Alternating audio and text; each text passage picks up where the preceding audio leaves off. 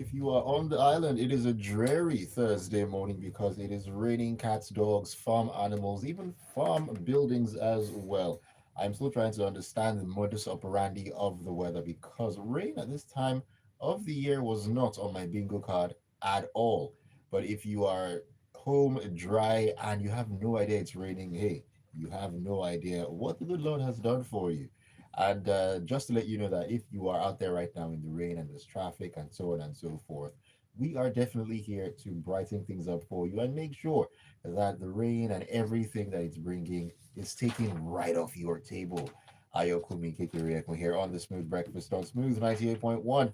It is that time to dive into the world of the news, the big stories in the papers on Freshly Pressed.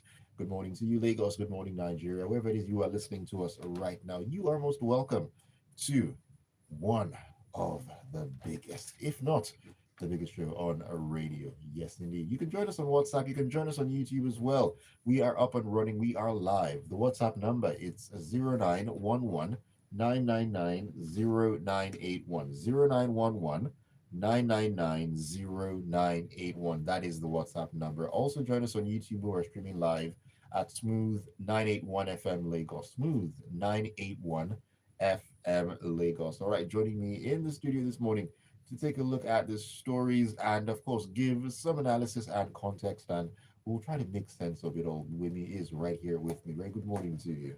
Good morning, Ayo. Good morning, Lagos, and all our listeners.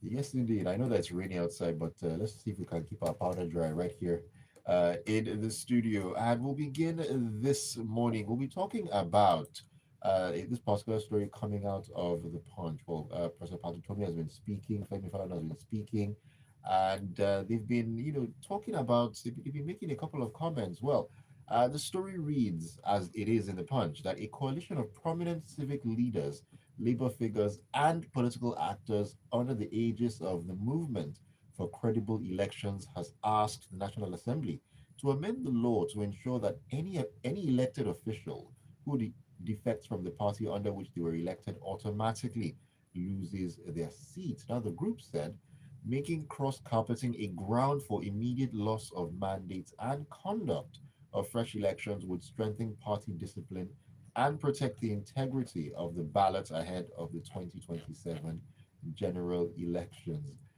Is this an assertion that you would actually agree with? I mean, looking at the rate at which there has been a lot of cross carpeting and defections recently from this party to that party and so on and so forth. Do you think that is an assertion that is sensible in the grand scheme of things? Because they say it's to strengthen party discipline and to also rebuild public trust in the electoral process ahead of the 2027 general elections. Of course, they call for a number of other things: mandatory electronic transmission and real time publication of polling unit results on IREV, all conclusion of all the election disputes before swearing in, ending all pre-election judicial interference as well, and an independent audit of INEC's technological systems. I mean, we all cannot forget the technical glitch of 2023. But hey, what are your thoughts? Well, first and foremost, this is a call that has been made several times, over the years.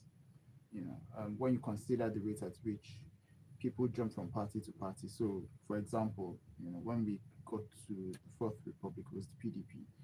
We had PDP from 1999 to 15, 2015. yeah. Yes. And then the APC came, and then people started realizing, oh, they needed new bedfellows, and a lot of people started crossing to the APC. But we've seen I dare say, an unprecedented amount of crossings rather in the last few months, recently, where a lot of people from other parties have crossed into APC, and people have been shouting, oh, this is going to make Nigeria become a one-party state. The ideal, should be that there should be consequences for cross-carpeting. You know, um, when we look at it, fundamentally, parties should have ideologies, and those ideologies should be clearly defined such that you should be able to, identify differences amongst the political parties. Mm. The APC, the PDP, all the other parties in Nigeria all say that they have ideologies, but if we really look at it, at the core of it, the ideologies, appear to be fluid in that sense, or should I say, the politicians appear to be fluid with their ideologies. I was going to ask the question: is it the parties that have that don't have ideologies, or the politicians in question, because they go from A to B, B back to A, and so on and so forth? Exactly, and when I think about political parties in Nigeria, as far as I'm concerned, they're just election winning vehicles, Mm. because you must belong to a political party to participate in the political process. So ideally, there should be consequences for cross carpeting, but it most likely will not happen because we're asking the same people who are guilty of cross carpeting to make laws against cross carpeting. So it's most likely not going to happen. A lot of them expect to benefit from this cross carpeting in 2027, and it is highly unlikely that they will shoot themselves in the foot ahead of these elections. So when we consider this, and I said, like I said, these are calls that have been made several times over the years. It's really not going to happen. A lot of people have accused our politicians of being quite selfish. I tend to toe the line as well, because politicians appear to typically do what favors them the best and not what favors the people who have sent them, who they represent. And all of these, cross carpet. So most recently, we've had Fubara, move to the APC, which, in my opinion, was not a surprise considering the events of his suspension. Was it called a suspension? I can't remember what it was called during that period. His whole attitude and behavior during that period, how he came back gushing about the president and all of that, when he was reinstated. So, I mean, I wasn't really surprised.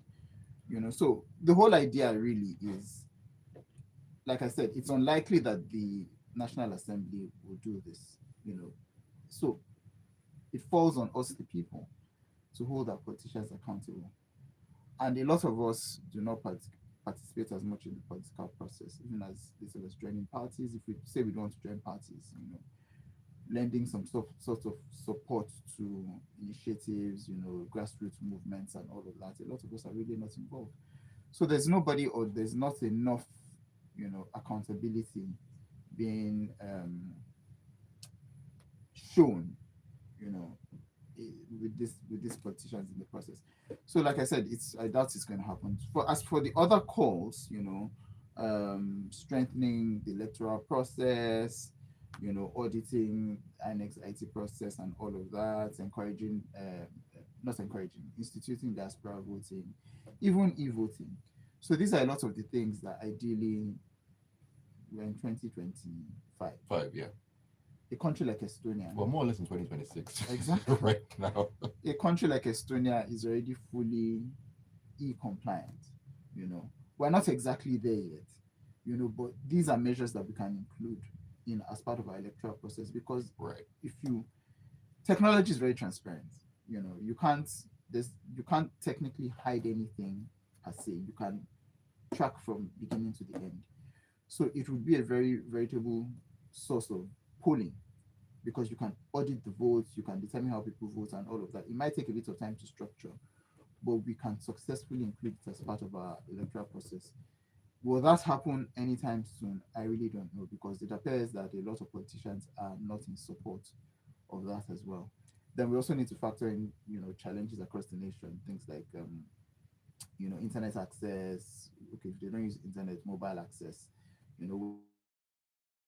so parts of the country, many parts of the country, where the local governments or state governments are not technically in charge of, which would also be disenfranchised from the electoral process. So what I would say is that it behoves on us as the people to be able to hold our local politicians accountable. So if, for example, the chairman of my local government belongs to party A, and I'm supporting him because he belongs to party A, I'm a member of party A, and then he jumps to party B, and I'm not moving to party B, I should be able to hold my local government chairman accountable, at the grassroots level, with the people. But unfortunately, you see, The whole idea behind cross carpeting is what will benefit the politician, which will trickle down to the people that support them. Right. So those are the things that encourage other people as well to be able to, quote and unquote, follow the leader. So wherever my political godfather is going or my political leader is going, I have to we go all as well. go as well. I don't know how we're going to be able to hold politicians accountable, how we're going to be able to limit or make cross carpeting unattractive. I'm not quite sure, but it would be nice to have law or rule as part of the process. I mean, you did allude to the fact that the National Assembly, like, looking at the way things are structured now, wouldn't feel any compunction in making any changes there. And you also did say that a lot of people do not get involved in these electoral processes, well, at least at party levels, grassroots levels, within parties, and so on and so forth. Before we leave the story, would you say, or should we say that the system is rigged in the way it's designed against, in quotes, outsiders getting in to change the structure of things? Maybe partly. So what I've realized is that a lot of us focus on elections. So 2023 elections came, you know, a lot of individuals got into various offices. Some people were happy, some people were not happy. Those that were not happy were saying, okay, yes, we'll wait until 2027 where we can vote them out. But the people who won 2023 elections didn't win in 2023. They probably won in 2022, 2021, 2020. Mm, Because it takes a lot to be able to put people up for office, right from even the political party. They need to be nominated from within the party, mm, when they have their conventions and all of that, right from the grassroots up until wherever level it is. So those are the points where we as people can influence, who gets to those sort of offices. So it's not necessarily just about voting alone, although of course, the voting is important. But we also need to be able to determine the people that get to the point of being voted for rather than just waiting to vote for whoever the parties present. right. That's a very, very important thing. Not just, oh, the person who's on the ballot. The person who's on the ballot, how did he get there? Who is that person? Is he, supposed to be there? Is he worthy of being there? These are the questions. All right, let's move on to this next story here. It's number 4. Just so that you can find it very easily. And talk about the ICPC and corruption, which, Hmm. hey, it's something that I think everybody has heard at one point or another in Nigeria. The Daily Trust is the newspaper in question, and it says that Nigeria's corruption crisis is so pervasive that a strict enforcement of existing laws could land the majority of citizens in prison. That's according to a warning by the Independent Corrupt Practices and Other Related Offences Commission, the ICPC. The alarm was raised by the ICPC Resident Anti-Corruption Commissioner for Kaduna State, Sakaba Ishaku, at a capacity building workshop on local government accountability convened on Wednesday by the State Ministry for Local Government and Chieftaincy Affairs. Oh, like I did mention, corruption is something that I believe everybody has actually heard at different points in time. And the ICPC commissioner, called for tougher penalties, describing current sanctions as a slap on the wrist, really, and urged a review of laws to make them stronger and more deterrent. And the corruption problem that we're looking at, I mean, it's described as endemic, really, and deeply entrenched across all levels of governance and society as well. This kind of takes me back to the last story we talked about, where those who are at the helm of affairs of making these laws or making these rules, they might not seem compelled to want to do something like this because, hey, if something is benefiting me in the long run, why should I change the status quo? Exactly. So when we talk about corruption and it being endemic, it's quite true.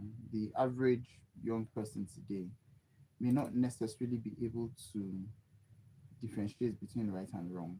And I'll just share a scenario. I was talking to a friend who works in one of the federal ministries in civil service, and he was talking about a younger staff who he saw, going on lunch, and the guy was saying, oh, that he was going to the court to get an affidavit to do age declaration.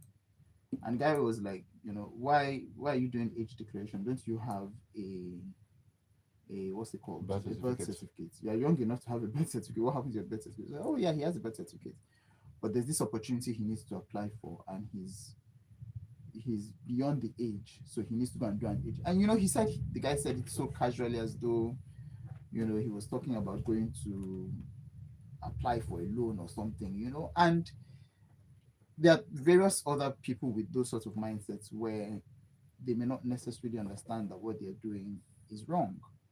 That's what we have come to today.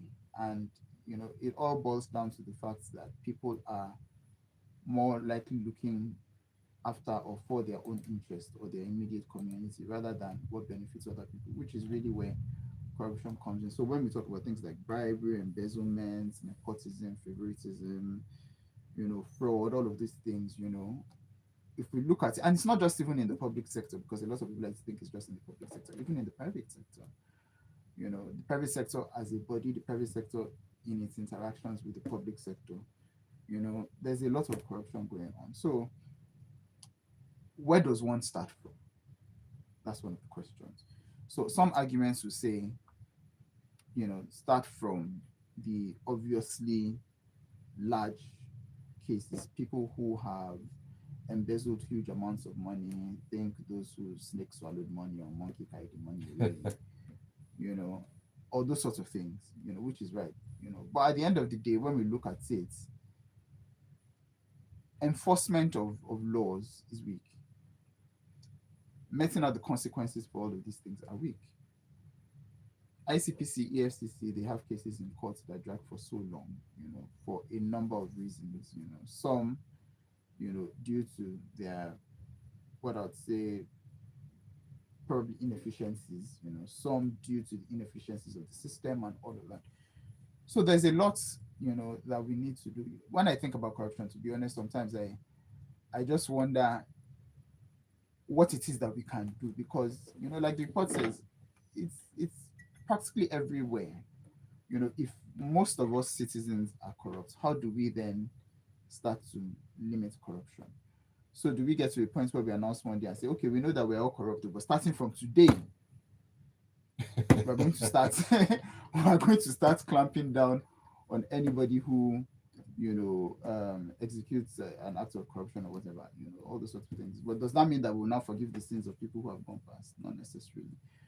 So I, as a nation, to be honest, I'm not quite sure how we're going to do it, but something must be done. And it also I'd also like to add that there's a lot of reorientation that's needed as well, especially for the younger people coming up, so that they can understand, many of the acts that amount to corruption.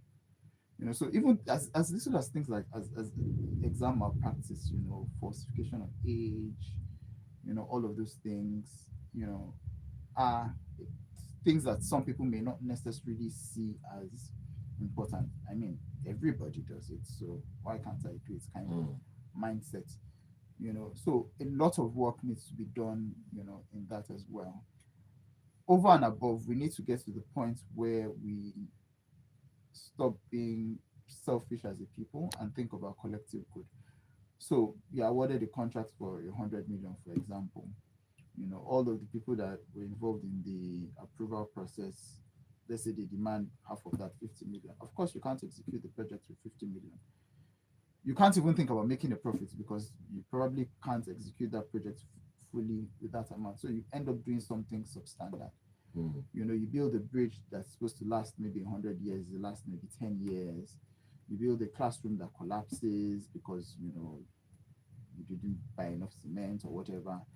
So all of these things have implications on society, on us as a people. We don't get the best value for, our, dare I say, our national investments. So most importantly, we need to be able to get to the point where we can hold people accountable. Very key. But how we do that, is the question. We're at a point where sharp practices and all these underhand tactics have become the rule rather than the exception.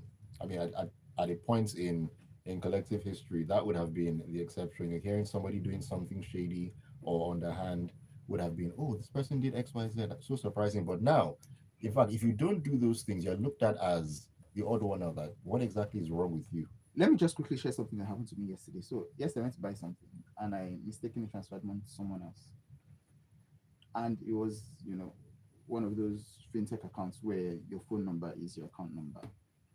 So I called the person and I said, "Oh, I mistakenly transferred money to you. Please, can you send it back? On my account number on the same app." He says, "Oh, he'll send it back in an hour."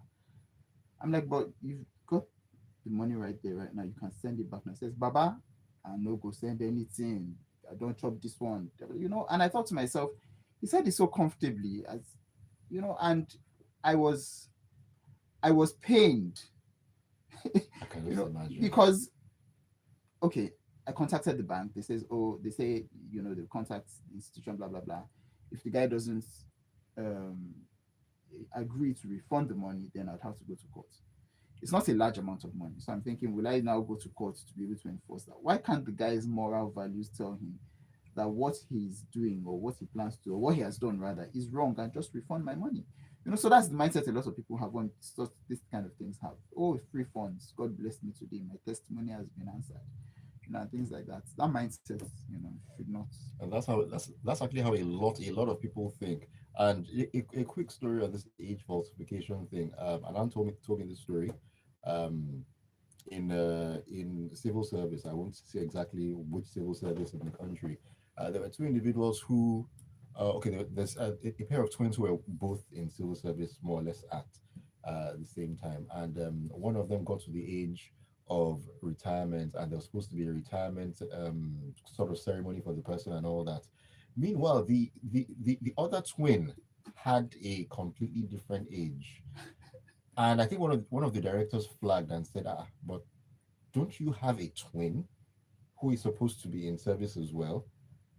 Sha sha sha. That director just made sure that no, whatever funny game you want to play, as your brother is retiring today, you will also join So and that's that how it pack should pack be. your load and keep Exactly. going. That's how it should Like be. wow, ridiculous what goes on in this country, really. This is a message from Ajayi Oluniluwa Imagoju Jerry Sherry. He says, good morning, gents. It's also a bizarre December rainfall this morning in my area of the mainland. See, I don't understand what's going on, really. He then says it's only in Nigeria that this absurd practice of elected officials crossing to another party with the mandate of the people is allowed. Our constitution states clearly that it's the party that owns the mandate of any electoral victory, and in other well-organized countries, an elected official that wants to defect to another party must resign his position and seek a fresh mandate on his new party. Nigeria will not go anywhere as long as all these impunities are allowed.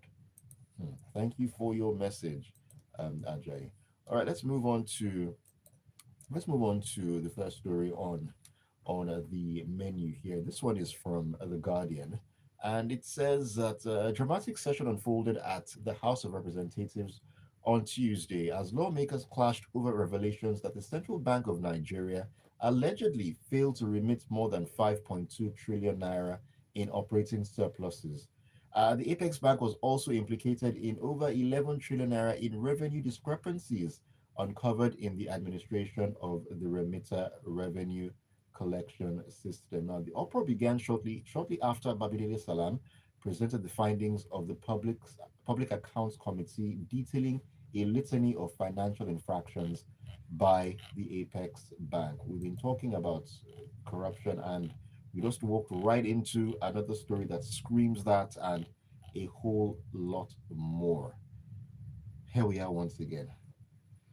Okay, so this investigation covers the period from March 1st, 2015 to April 30, 2016. And at that point, Godwin Emefiele was the CBN governor. So this is about 10 years ago, or over 10 years ago. Yeah, thereabouts. Now, they've said that they've also invited the current CBN governor, Yemika Doso. Yemi Cardoso, but neither him nor members of the senior management of CBN have appeared before the committee, nor have they given reasons why they have not appeared before the committee. Sometimes, I wonder what to make of things like this. in holding institutions accountable, in strengthening our institutions as well. When calls like this are made, the heads of those institutions should be able to provide some explanation. At the Right. very least, they should say, oh, we're conducting or we will conduct our investigations so that we can have a robust response when we come and meet you. So it's not a situation where they, you know, refuse to attend because I mean, by not attending, by not giving any feedback, they've technically refused to attend the summons. And this amount of money is really not a lot of money. So the story says allegedly.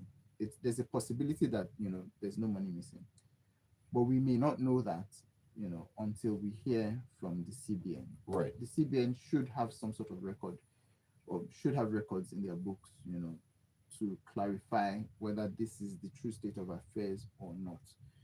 Now, how do you get the CBN governor to appear if, or management of CBN if they're not appearing?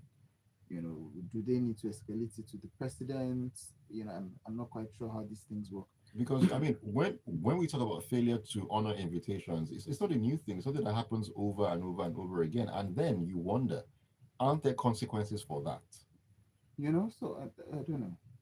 Sometimes when I think about how the way some elected or appointed officials, behave, in respect to discharge of their duties, it often shows that they don't see any reason why they are accountable to the people or the institutions that represent the people. This is serious enough because it says that the missing balance uh, it says they discovered a missing balance take on during the CBN's internal core banking system migration, amounting to 2.686 trillion naira. At the MPR, sorry, monetary policy rate of 27.25%, they've computed their accrued interest to be 2.329 billion naira, bringing the total amount due to refund to 3.283 billion naira. This is a substantial amount of money that can do wonders for this country. Mm. So the reality is that, was this money really missing? Was it that during the system migration there was a glitch and something happened, so it appears as though money is missing, but money is not missing? Technical glitch. Exactly. So these are the questions that the CBN should really answer. I mean, this is far back enough for them to even already have an answer by now. I mean, there should be records. Exactly. You shouldn't have taken this public accounts committee to do an investigation.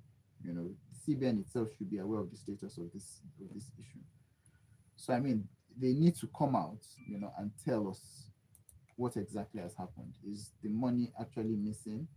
If so, how did it get missing? What have they been doing over the years to try and recover it?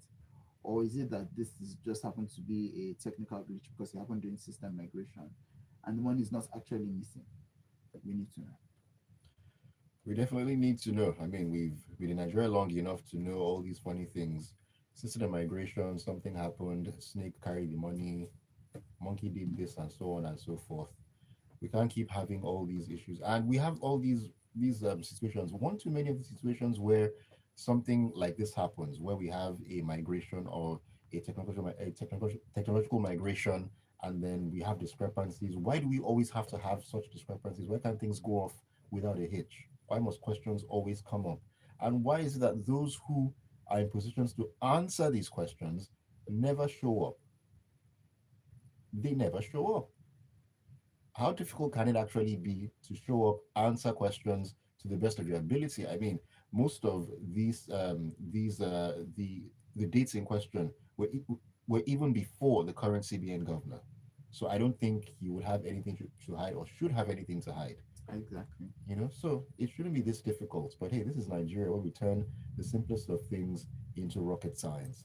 Let me take a message from Michael here who says, China just executed one of its top elites for taking bribes. Can it happen here? Please, let's not fool ourselves. Laws in Nigeria are meant for the lower tier masses. Yeah. We'll be ready one day. When that day is, I honestly don't know, but I think we'll be ready one day. Fingers crossed on that. Anyways, we need to wrap it up here. Thank you so much for joining us on the show this morning. Always a pleasure. And let me see here. I'm getting some messages on YouTube talking about the volume. I don't know. Gentlemen, if you could please check your, I don't know if it's network, because somebody else said the volume actually is audible on YouTube. So I'm getting conflicting feedback on that. So I will check with other people as well, just to compare and contrast and see what needs to be done there. But thank you for the feedback on YouTube. And let me see. This is from Tali says glitch. That is the new name for snakes and monkeys snatching monies. It is also the label for missing monies. Organizations do not wish. So it's also the label for missing monies that organizations do not wish to explain. Well, our vocabulary keeps changing day after day. What can I say? Anyways, thank you all so much once again for being a part of the show. Gbubemi, thank you so much for joining us this morning. Always a pleasure having you. Thank you so much for having me. Alrighty, let's keep it tuned to the smooth breakfast. It's a rainy morning, but we're going to brighten things up and keep you all warm and everything. 8:15. It's a walk into the world of entertainment in the grapevine. A couple of things on the table this morning that might end up shaking and breaking said tables. To find out, join us then. My name is Ayokunmi Kekireko. Stay with us. The headlines, the stories, This YouTube the issue, I don't news, understand.